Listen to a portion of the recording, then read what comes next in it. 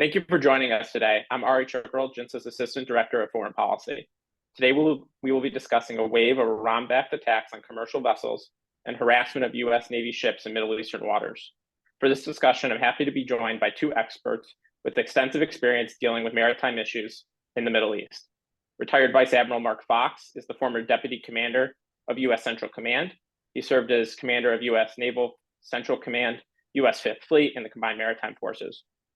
Admiral Fox is a member of JINSA's Abraham Accords Policy Project and Eastern Mediterranean Policy Project. Retired Vice Admiral John Miller was also the former commander of U.S. Naval Central Command, U.S. Fifth Fleet, and Combined Maritime Forces. Both admirals were also participants on JINSA's 2018 Generals and Admiral Program trip to Israel.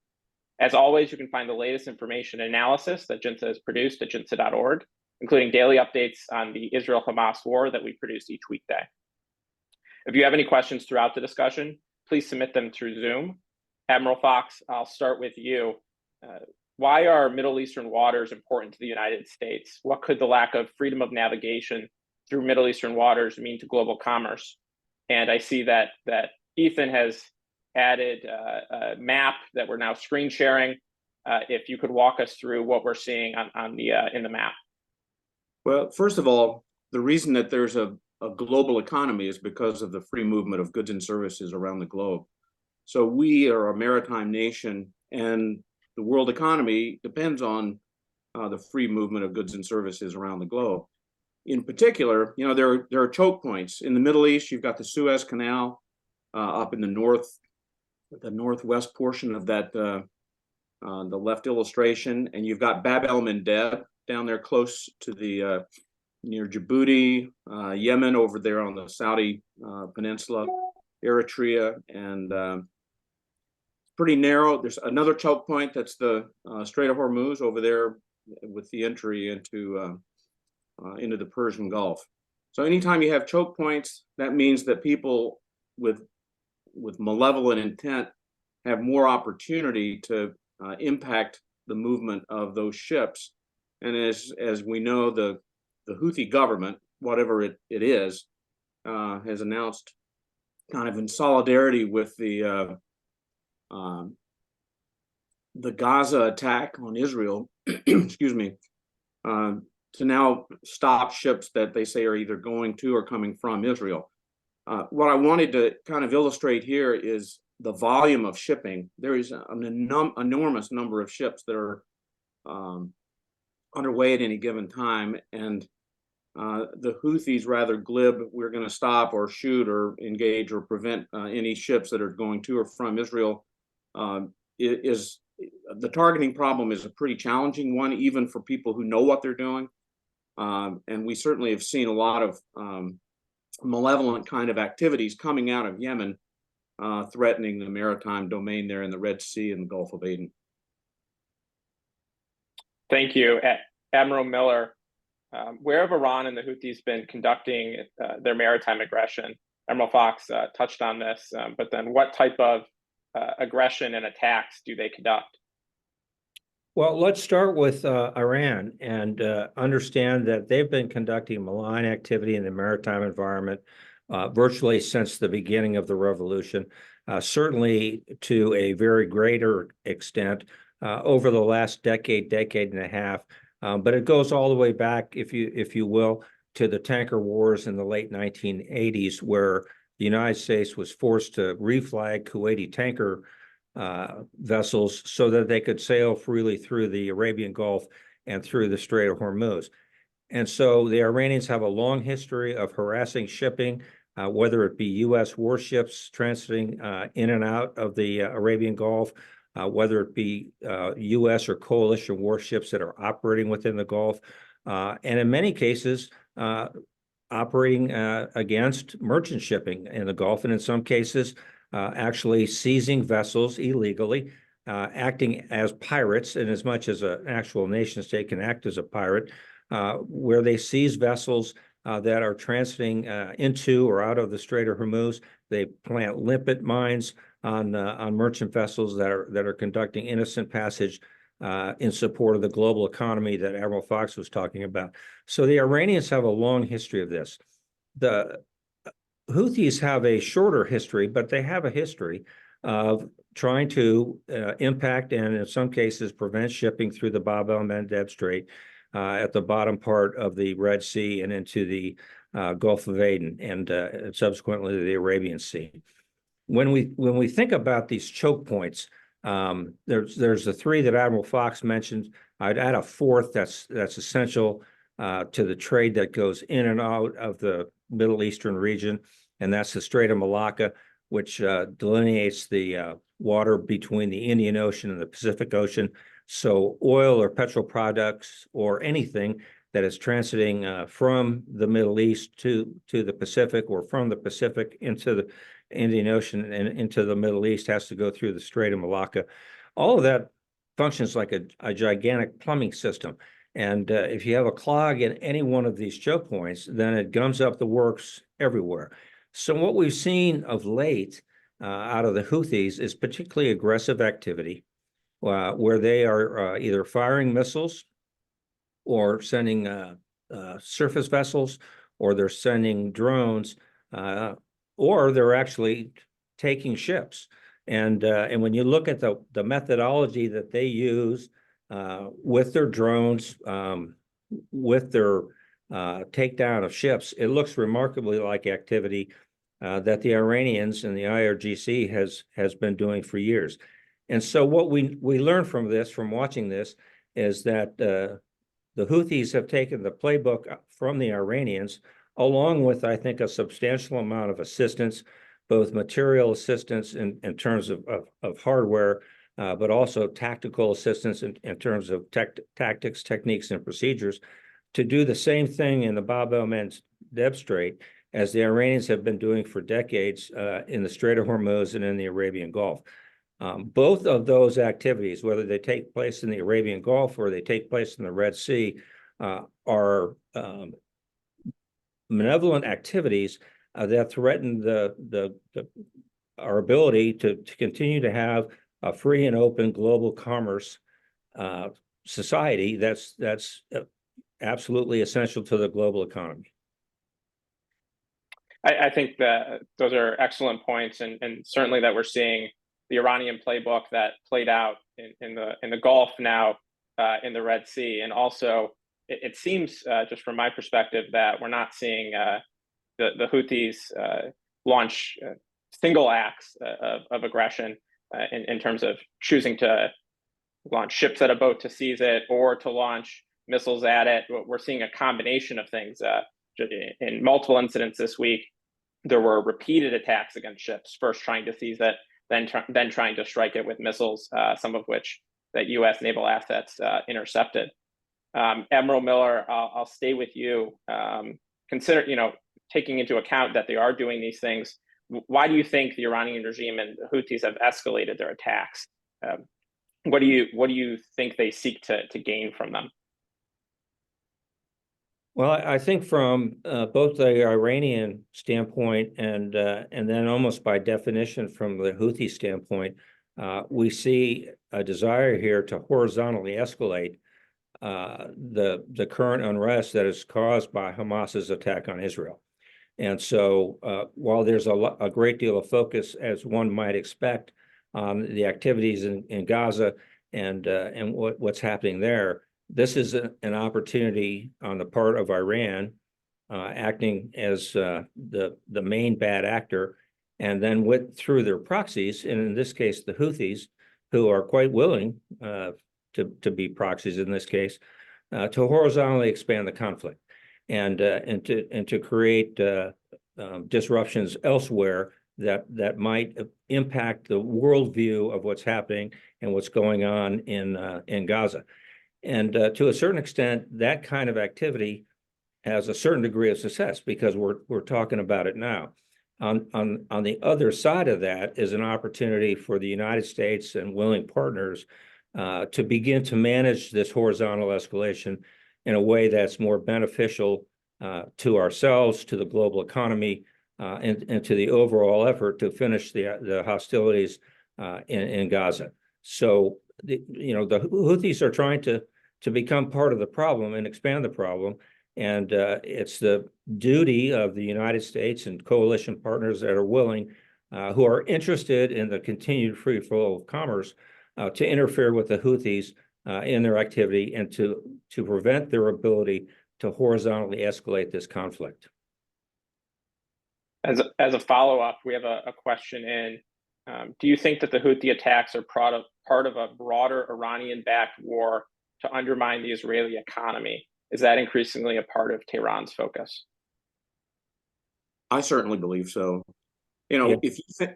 if you back up for just a little bit, Ari, there has been a rapprochement between many of the Arab nations and Israel from the Abraham Accords and some initiatives where, you know, you actually see overflight of Saudi Arabia from Israel into the Emirates, let's say.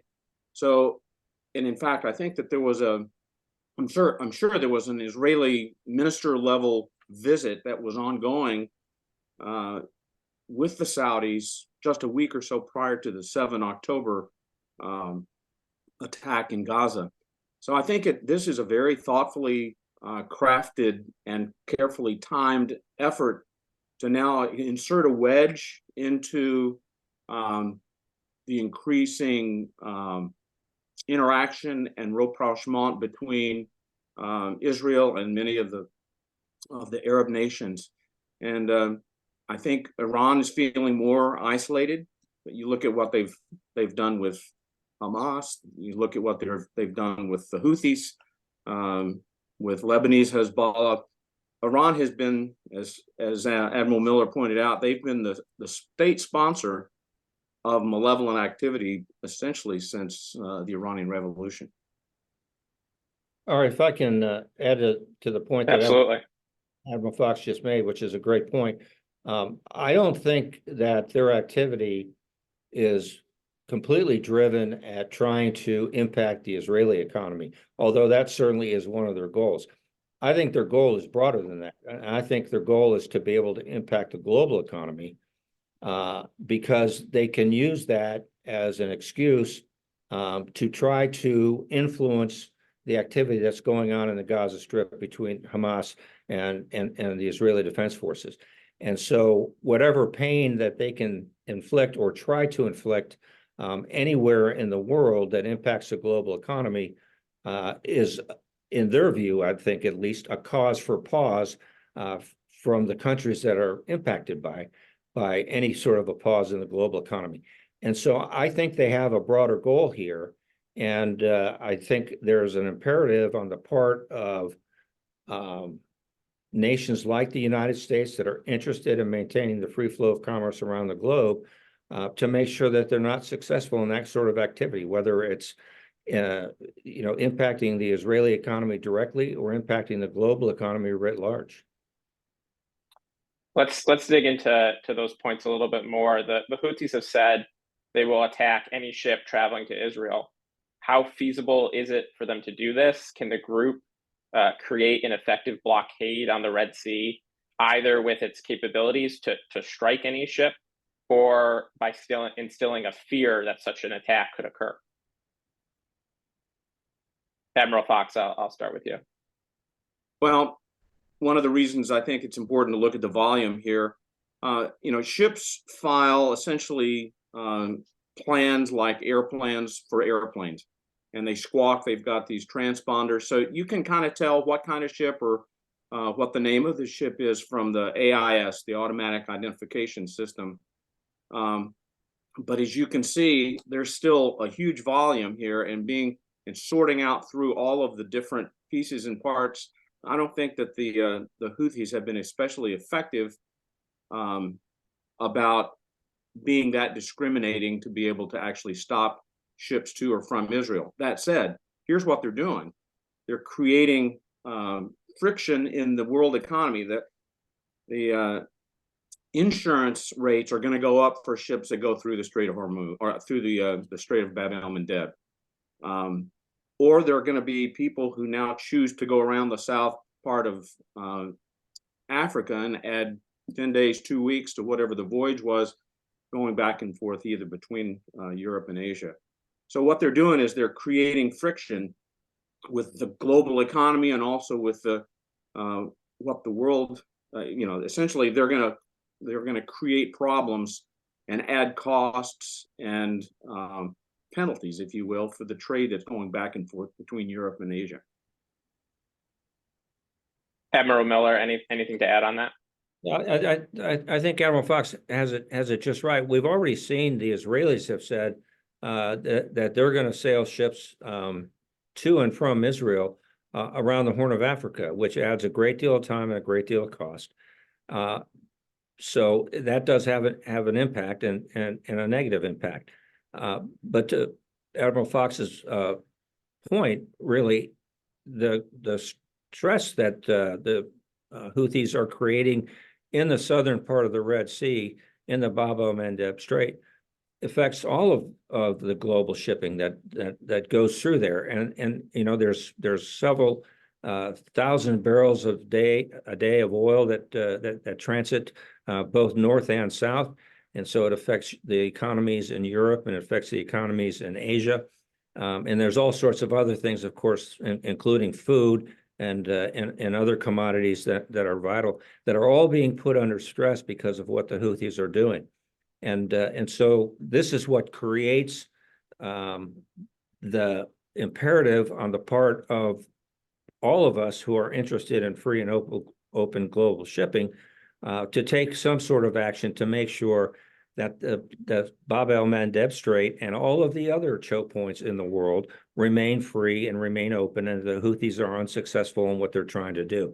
They have been very indiscriminate, as we've seen, in terms of ships either bound for or from Israel or having some tie to Israel. They attacked a ship yesterday that had absolutely no ties in any way to Israel. And so they're just creating trouble, and that trouble needs to be countered. I certainly agree with that. And Admiral Miller, I'll stay with you. The United States has deployed numerous naval assets to the Eastern Mediterranean, to Middle Eastern waters, including 2 carrier groups with aircraft carriers, destroyers, cruisers, an assortment of naval assets that come with those carrier groups. What capabilities do these bring to deal with threats like this? Well, a carrier strike group or 2 carrier strike groups or the addition of an amphibious readiness group, all of those bring tremendous capability. And some of it's obvious capability. It's airplanes, it's ships that have land attack missiles, it's ships that have the ability to conduct maritime security operations, control of the sea lanes, because a carrier comes with a number of cruisers and destroyers that can help the United States take control of a particular part of the world in the maritime environment, but also have the ability to strike ashore. What most people don't really see in a carrier strike group are the other capabilities that it brings, which is a lot of intelligence and surveillance and reconnaissance. It's the ability to analyze that intelligence and the results from the surveillance and the reconnaissance, and then to make recommendations or to take actions to further secure the sea lanes of communication and further provide maritime security. It's the ability to provide flag level led staffs that can lead coalitions.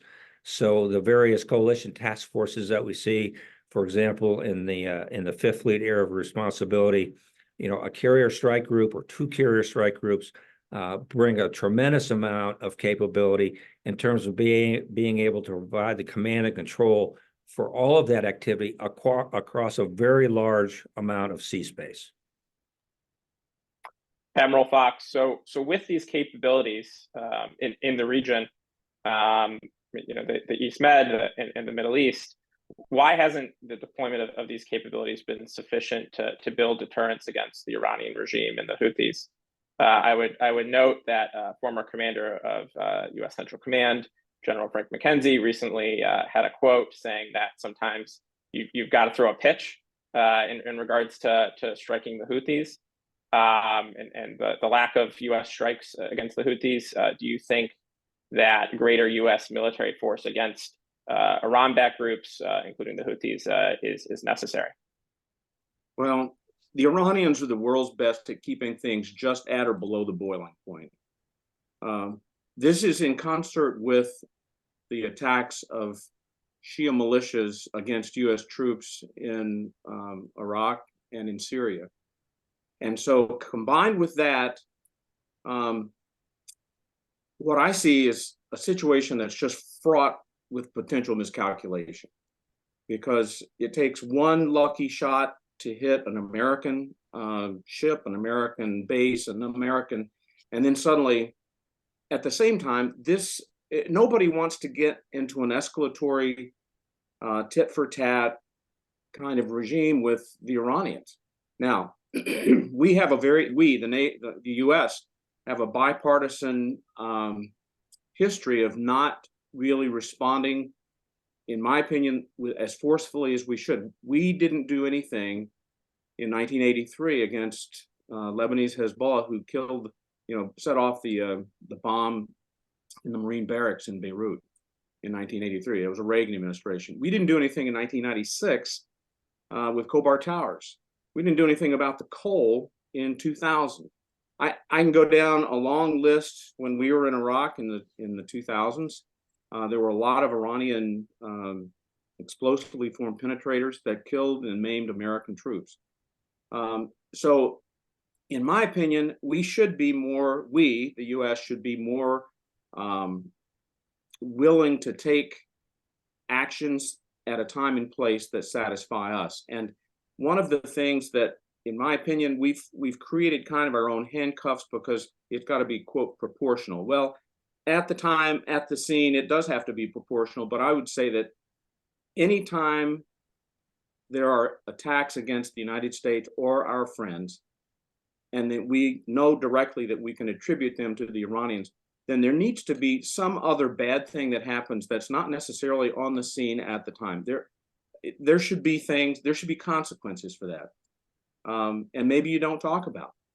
So at the end of the day, what changed Iranian behavior in the 1980s?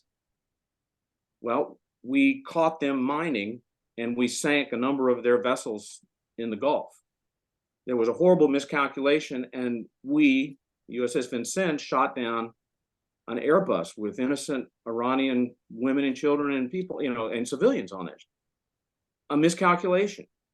And that was, the Iranians thought that we were finally taking the gloves off. So we've got to really work hard not to miscalculate and not to get into a place where we create unintended consequences. And quite frankly, here's another interesting situation. In the previous administration, the Houthis were on a terrorist list. And then this administration took the Houthis off. And so are they a nation? Is this a nation action where the Houthis are actually taking state actions, or are they a terrorist organization? That's a hard one, because from where I sit, it seems to me that they're relatively indiscriminate and fairly random with their attacks. And they're doing this to try to make points in the court of world opinion, and really trying to distract or to increase pressure on the situation in Gaza and Israel. So I think that we, the U.S., and our friends need to be thinking a new and different way, and sometimes we should be taking actions that impose tremendous cost on the Iranians. It's the Iranians, I think, that are the ones that are responsible for this. Admiral Miller, same question for you. What the U.S. can do? Should the U.S. Be using greater force against the Iranians, the Houthis, or any other Iran-backed groups in the region? Yeah, it seems like a simple question, and it sort of begs for the simple answer: yeah, we should. But there's a lot to it. So when you look at the situation in the Red Sea and the Bab el-Mandeb Strait with the Houthis right now, we understand under international law, under the UN rules, in particular Article 51, every nation has the right to defend itself. That's pretty straightforward. And what you've seen out of the U.S. warships in the region is them acting in self-defense. you hear the caveat oftentimes from the Pentagon, not entirely clear if that particular drone or that particular missile was intended for a U.S. ship, but the captain felt threatened and took the appropriate action. So that's pretty straightforward. It gets a little more complicated when you start talking about collective self-defense. And that's why you hear the discussions that are ongoing today about the formulation of new task forces. So we already have task forces in the region that are dedicated to maritime security. They're dedicated to counter-piracy operations, but doesn't mean all of those players in those task forces are dedicated to collective self-defense, not only for the various warships in the area, but for the ships that are sailing through. And the merchant ships that are sailing through have to agree in advance that they want to be part of a collective self-defense agreement. So that makes it a little bit more complicated, and it makes actions on our part or the part of like-minded coalition partners a little bit more difficult and a little bit more complicated. You go to the next step, which is, okay, is self-defense or collective self-defense is an attack on a site in Yemen where the Houthis conduct their command and control. They launch their missiles, they launch their drones. Are those sort of attacks, under international law, legally allowed? The body of work on that particular subject is really kind of unclear. So it becomes a matter of national policy and national strategy. And so it's a complicated issue. That said, if we're going to put our warships in the region, and if we are going to be dedicated to ensuring the free and open transit of ships, through this Bab el-Mandeb Strait, then we have to be able to make those policy decisions. And as General McKenzie said, every once in a while you have to throw a pitch, and that's a policy decision that we've yet to make.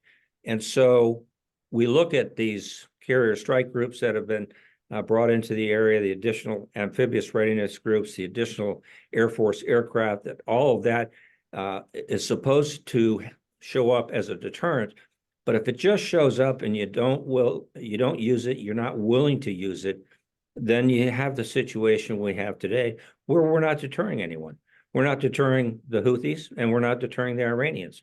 And so they're going to continue to do what they're doing until there's an imposition of cost.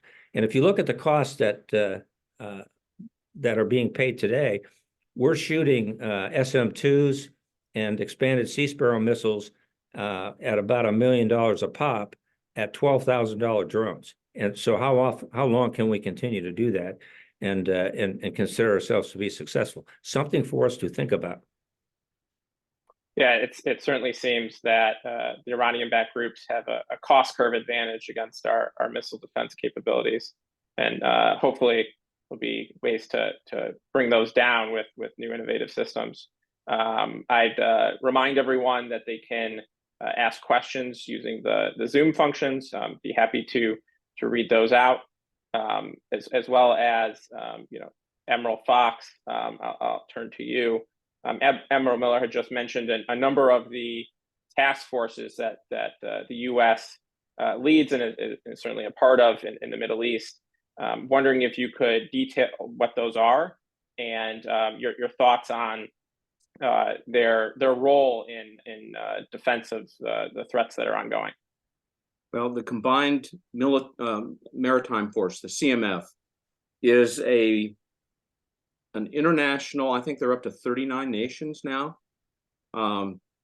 It continues to grow, and it is anyone who's like-minded. There's no UN Security Council resolution that's created this. There is no EU mandate. This is a group of like-minded nations who say, we want to be able to enhance and secure maritime security in the following ways.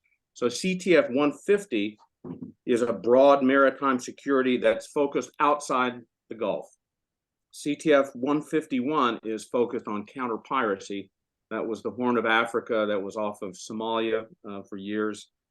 CTF 152 is focused on security inside the Gulf.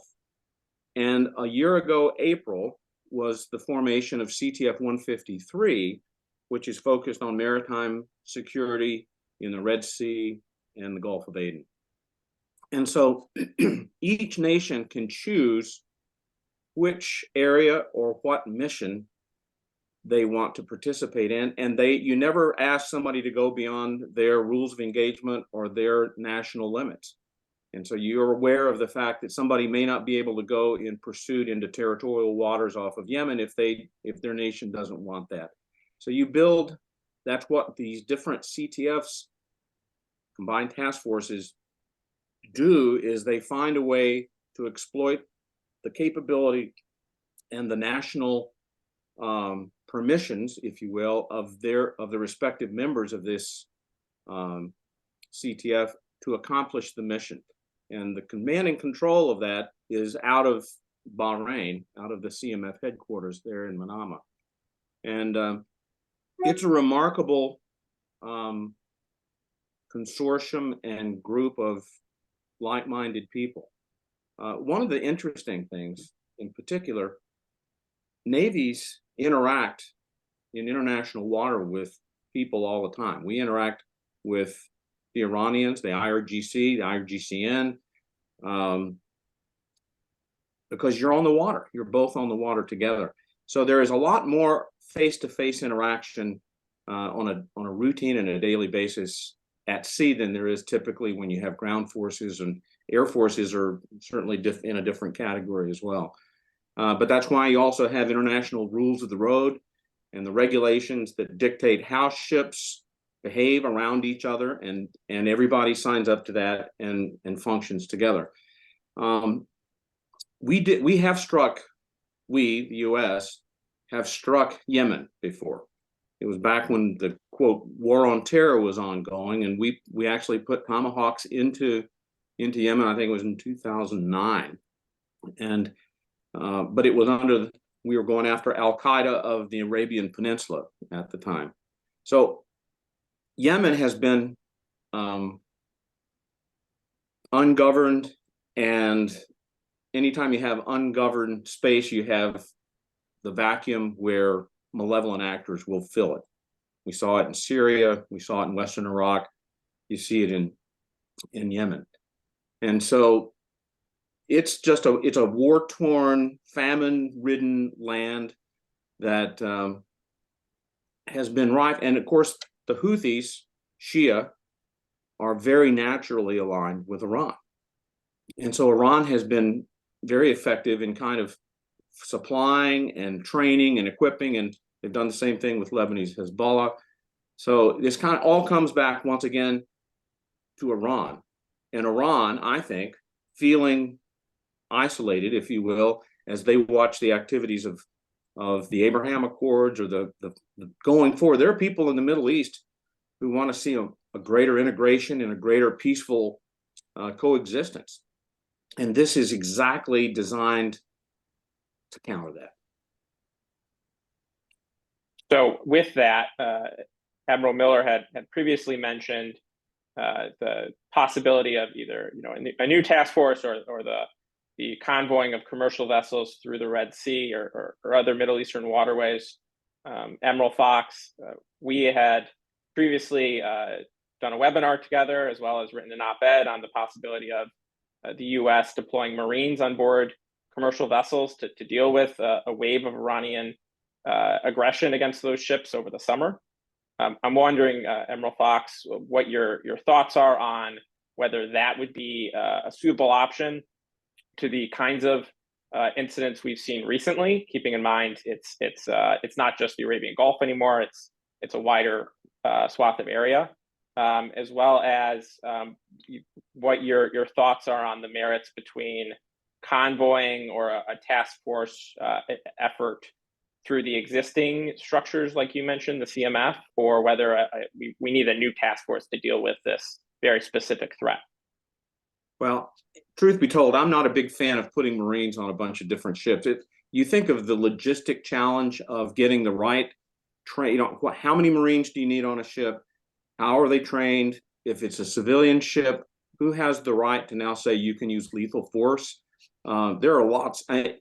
in concept, you can say, yeah, I guess it's possible, but once you get into the execution and the details, it's almost infinitely difficult, in my opinion, to put Marines on either civilian ships, and of course, we don't need them on gray hulls. So I don't think personally that putting Marines on ships is necessarily a viable solution. I do think CTF-153 is designed exactly for the mission that has evolved. Now, it hasn't always been there. Admiral Cooper, as I said, a year ago, April, they established CTF-153, kind of envisioning some of the issues that we're dealing with today. Use the tools at hand. I don't think we need to create a new organization. I think we've got to implement and strengthen and make effective the organizational construct that we've come up with. And if there's a better way to tweak it, then we certainly should. But this comes back to Admiral Miller's point earlier, and that is we have policy decisions that we've got to sort out. How are we going to handle naked aggression at sea? Well, we can defend ourselves. All right. What are we going to do about that? It comes back to McKinsey's, somebody's got to throw a pitch at some point. Admiral Miller, I'll ask the same question to you. First, if you have any thoughts on Marines on board commercial ships, but also the merits of convoying and task force work through the existing structures versus creating a new structure to deal with the ongoing threat. Yeah, it's a great question, and Admiral Fox gave a great answer to it. But I'll add to it. First of all, I agree with him wholeheartedly. I am not in favor of putting either Marines or any sort of security attachment on merchant ships. The job of keeping the sea lanes open and safe is the work of navies. We don't need another structure, Ari, to create a task force of sorts that would allow us to do the work that we need to do, whether it's convoy escort or whether it's just sea lane control in the Bab el-Mandeb Strait. So what needs to be done can be done through the existing structure that already is there. The Combined Maritime Force, as Admiral Fox mentioned, CTF-153, really sort of tailor-made for this. So then the question becomes, are the nations that are in CTF-153 today willing to take on this collective self-defense role and do so with all of the other members of CTF-153?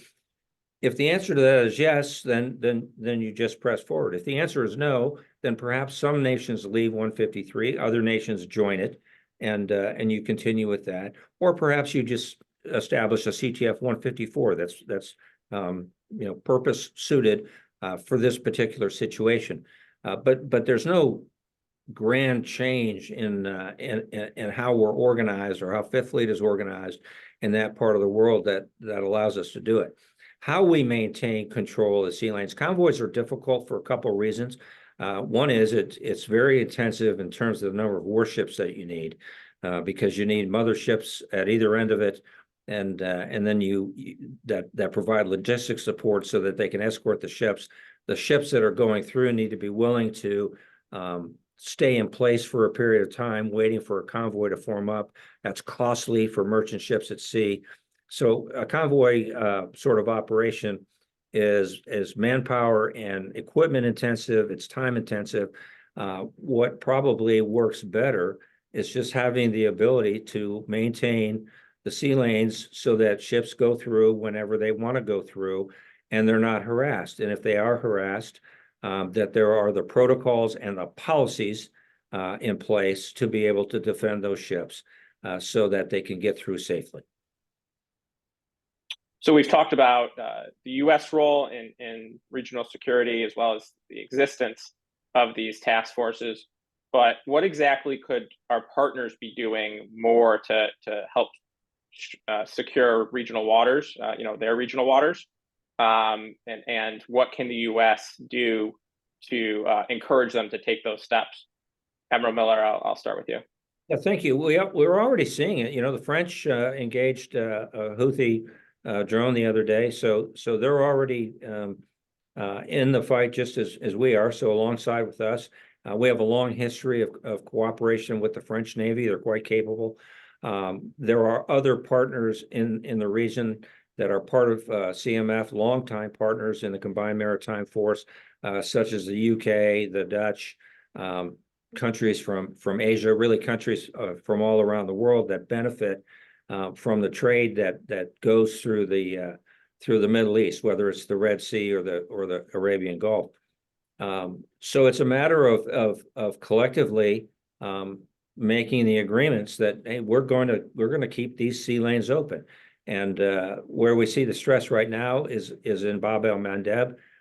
I think, and as I mentioned earlier, it's a policy decision. It's a big policy decision. It takes some discussion and some deliberation. But I don't think we're going to be successful until we start imposing costs ashore for the Houthis. But that's how I think we take control of the escalation ladder. And so right now, the Houthis have control of the escalation ladder, and they're escalating. And so if we want to take control of that escalation ladder, if we want to de-escalate horizontally, then we, and that's we collectively, so us and like-minded nations, are willing to impose cost ashore on the Houthis for the activities that they're trying to undertake at sea to disrupt the sea lanes of communication. Admiral Fox, I'll ask you the same question, where you see partner roles. Admiral Miller also mentioned a number of partners that certainly have important roles, predominantly mentioned European partners. I'm wondering if there are Middle Eastern partners that could be taking a greater role or have capabilities to do so. Well, first of all, there are a number of regional partners. In fact, Egypt was recently in command of CTF 153. That's a first. We had worked a long time to try to get Egypt into the CMF, and they finally did. Admiral Cooper succeeded where Admiral Miller and I failed. We have all kinds of partners in the region who live there, and they know that's their neighborhood.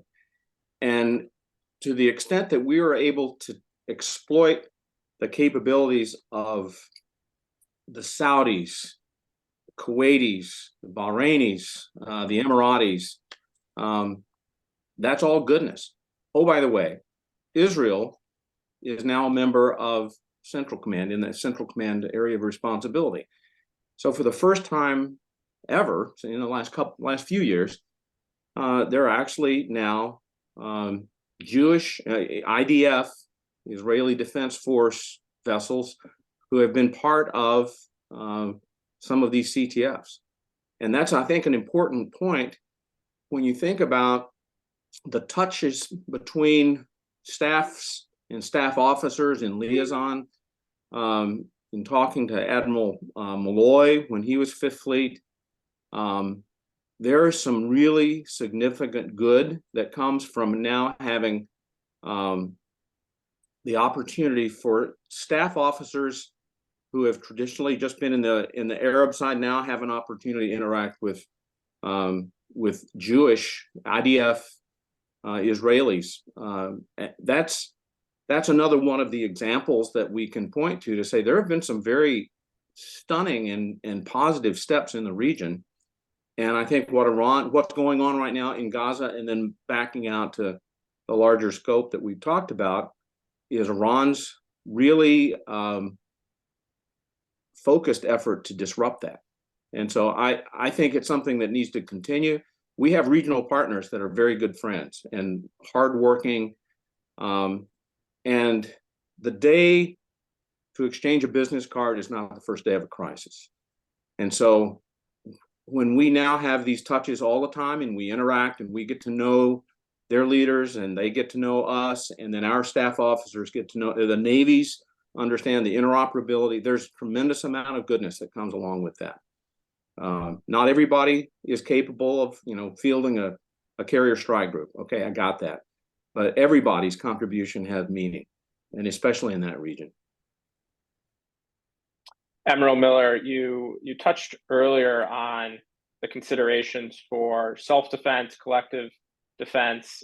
I'm wondering When specifically can the United States intervene to help a ship that's being harassed or attacked by Iran, by the Houthis, by anyone else? What does that process look like in terms of reporting from the actual ship to to U.S. ships or to other partnerships in the region? And what are the conditions under which the U.S. or its partners can actually get involved?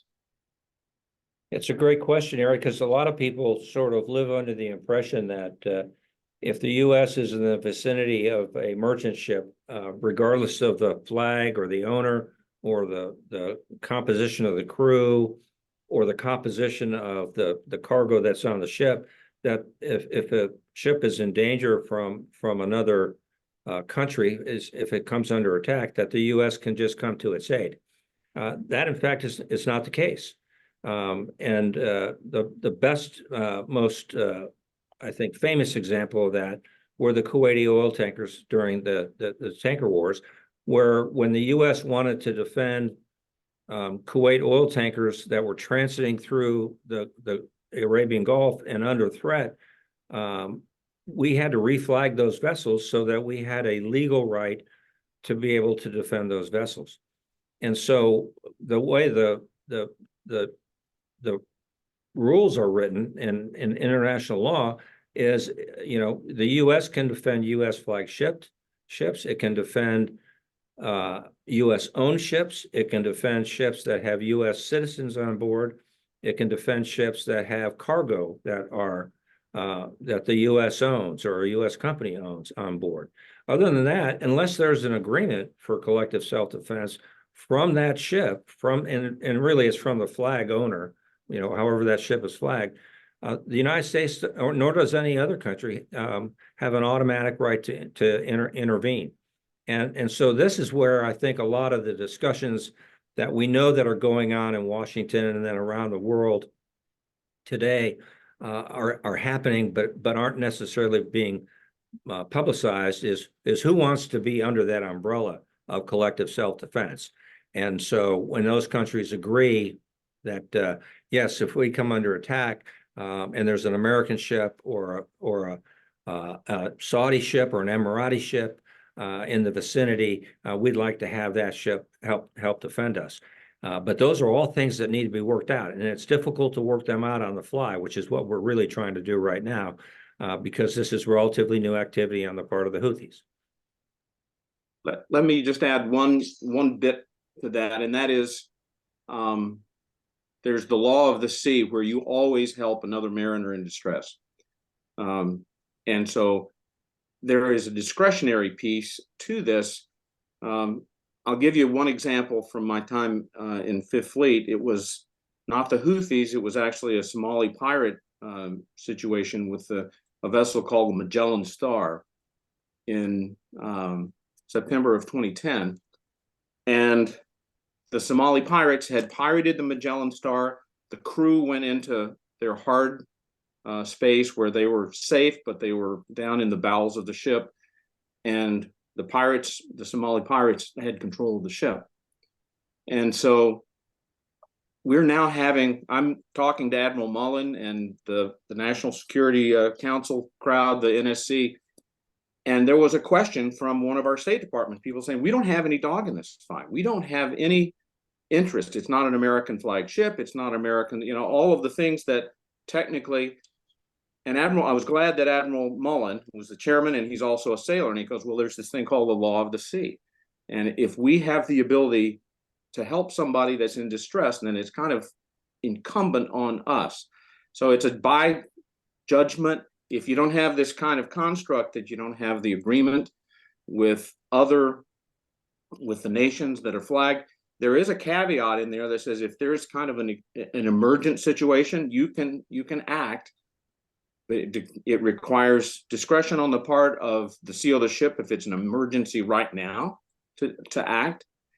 But you're right, Fozzie, or Admiral Miller's right in terms of it's not a blanket. We're just going to come charging to the assistance of anybody that's in trouble. But there is a place where you can take action based on essentially the law of the sea. Yeah, I'll acknowledge the point, Admiral Fox, and it's a good one. There is an obligation on the part of all mariners to ensure the safety of life at sea.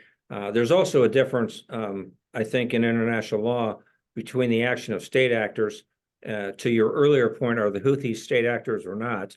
And that's a good question. But clearly Somali pirates weren't state actors, and so they don't enjoy the same kind of consideration. But it's a complicated, to your point, it's a complicated subject, and it's not one that I think your average person just thinks, well, of course, if we're there, we're going to help.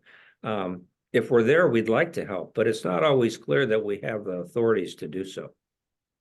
The final thing on Magellan Star, the Marines, all of the helicopters that were in this Marine amphibious ready group were up in Pakistan doing flood relief. So we didn't have any helicopters, and so it was a bottom-up boarding of the Magellan Star. The Dubuque was there, and no casualties. We captured the ship back. The crew refused to believe that they had been liberated. And so they wound up, the Marines actually had to cut a hole into this hard room and stick an American flag patch through there to say, it's really us. So it had a good ending, but it's a complicated environment in a tough neighborhood. That's a remarkable story, and good to hear. Had a good ending, and certainly illustrative of the challenges that they face at sea. Admiral Fox, have a question in noting that 9/11 started in the waters of Yemen, or at least the early signs of it started in the waters of Yemen with the attack on the USS Cole. Now Yemen, there's attacks on American vessels. Does the military share the concerns with Homeland Security that another terrorist attack on our homeland could be planned in these unsettled locations, as you noted earlier? We know that there are people who wish us ill around the world. It's just a fact. It's our job as military professionals to find a way to protect our nation, and we do it in a whole variety of different ways. And of course, post 9/11, we have a long list of new Homeland Security apparatus to help us do that. But at the end of the day, it's the military's responsibility to protect our nation. And we know that there are people who wish us ill. So the only way to, in my opinion, truly have deterrence is to have both the capability and the will to use that capability at the appropriate time. That's deterrence. As we're running up on our time, Admiral Miller, I'll turn to you for any final thoughts you have. Well, thanks for the discussion. I think it's been a good one. I do think we're at an inflection point here in the United States in terms of what's happening in the Red Sea and in the Gulf of Aden and through the Strait of Bab el-Mandeb, in terms of whether or not we actually want to deter malevolent activity. I think that the U.S. has viewed the relationship between the Houthis and the Iranians, and in particular the IRGC, as a rather transactional relationship. It's one of convenience, particularly for the Iranians. They can provide the Houthis with a certain amount of equipment, a certain amount of training, and they'll create trouble in the southern part of the region. That helps balance things that they're doing, in particular with Hezbollah. I'm at a point now where I think the Iranians and perhaps the Houthis themselves are beginning to view the relationship between the two of them, not so much as one of convenience, but much more one like a relationship that developed over time between Hezbollah and the IRGC. And I think that's something that we need to be particularly aware of and keen of. And we need to ensure that we don't do what we did back in the 80s after Hezbollah blew up the Marine barracks, as Admiral Fox talked to. We don't let Hezbollah or the Houthis develop the same kind of relationship and the same kind of capabilities on the other side of the region that the Iranians and Hezbollah has been able to develop over the last several decades. And so the time to take action, I think, is upon us, and the time to take those policy decisions is upon us. I certainly agree that the potential, if we're not already there, for Iran having established a southern Hezbollah, so to speak, is alarming, even before the actions of 10/7, and certainly since then, given everything Hamas has done and Hezbollah's joining in the war since. Admiral Fox, I'll turn to you for final words. Well, to paraphrase the Lenin quote, you may not be interested in the Middle East, but the Middle East is interested in you. And we as a nation, we're kind of impatient. We want to be done with things. And, for the longest time, okay, we had a very high level of focus on the Middle East. And I personally have always objected to the quote, pivot to the Pacific, just because we never left the Pacific. We've always been in the Pacific. It's been something that's been a priority for us for all of our professional lives. We keep our newest and best kit in the forward deployed naval forces in Japan. And so we can walk and chew gum at the same time. We can manage. We have global interests as a nation, and it means that you need to have a global Navy and a global capability, and you move things around as you need to. So in this case, I don't advocate keeping 2 carrier battle groups over there all the time, but when you need it, we've got it, and it's something that we need to be able to continue to sustain. I appreciate the opportunity to spend time with you and Admiral Miller. It's been a pleasure this afternoon. Well, thank you to our audience. Thank you to Admiral Miller and Admiral Fox for joining us today. Please look out for our next webinar invite in your email inbox, as well as engage with JINSA's other work by going to our website, jinsa.org. I hope everyone enjoys the rest of their day. Thanks, Aaron. Thanks.